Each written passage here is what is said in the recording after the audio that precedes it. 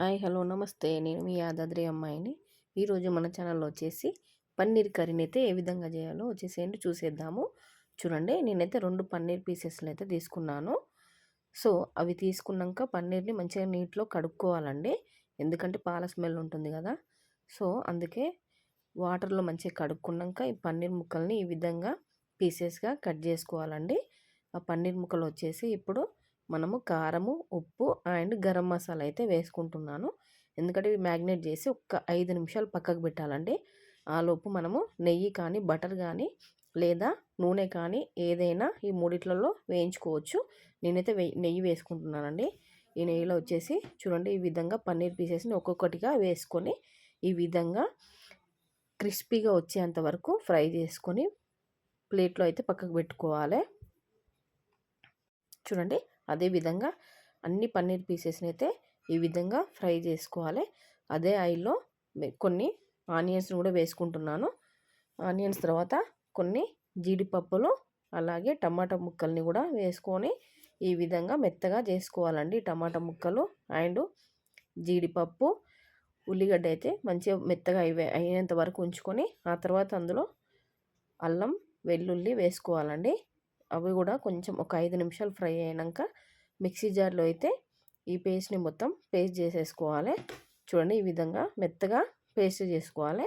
చూడండి, వేరొక ప్యాన్ పెట్టుకొని అందులో 2 స్పూన్ల ఆయిల్ వేసుకొని అందులోనే లవంగాలు, ఇలాచి, దాల్చిన చెక్క అండ్ బగారాకు కూడా వేసుకుంటున్నానండి.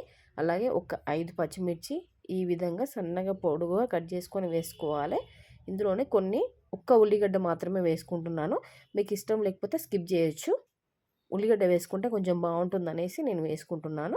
అందులోనే కొంచెం అల్లం వెల్లుల్లి పేస్టు, ఎందుకంటే మనం ముందులో అల్లం వెల్లుల్లి వేసినాం కదా, ఇందులో కొంచెమే వేసుకోండి. అదేవిధంగా పసుపు, కారము అలాగే ఉప్పు ఇవన్నీ తగినంత వేసుకొని కొంచెం ఒక 5 నిమిషాలు నూనెలో ఫ్రై కావాలండి. చూడండి, మనం మిక్సీలో ఈ ఫ్రై అయినాక మిక్సీలో పట్టిన పేస్ట్ ఉంటుంది కదా, ఆ పేస్ట్ను కూడా ఇందులో వేసేసుకొని అలాగే కొంచెం ధనియాల పొడి వేసుకొని మూత పెట్టుకొని ఒక్క 10 నిమిషాలు సిమ్లో పెట్టుకొని ఈ విధంగా ఉడికించుకోవాలండి.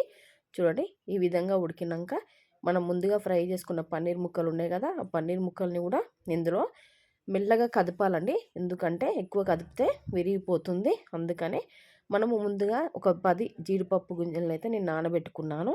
చూడండి, ఇప్పుడు జీడిపప్పును కూడా మిక్సీలో వేసుకొని పేస్ట్ వేసుకొని ఇందులో వేసుకుంటే ఫ్లేవర్ బాగుంటుందని ఆ విధంగా వేసుకున్నాను. అదేవిధంగా కొంచెం కస్తూరి మేతి కూడా వేసుకోవాలండి.